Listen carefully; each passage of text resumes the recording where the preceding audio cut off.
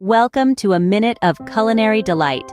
Today, it's all about lasagna, that Italian classic. First things first, gather your ingredients. You'll need noodles, ricotta, mozzarella, parmesan, eggs, garlic, onion, ground beef, and your favorite marinara sauce. Begin by sautéing the onion and garlic, then add the beef, cooking until browned. Add in the marinara, simmering to perfection.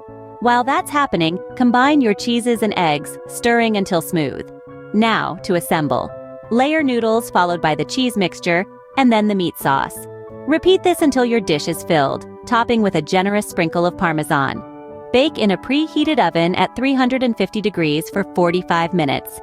And there it is, a delicious homemade lasagna in 60 seconds. Remember, the secret to a great lasagna is layering. Enjoy the process and, more importantly, the result. Until next time, happy cooking!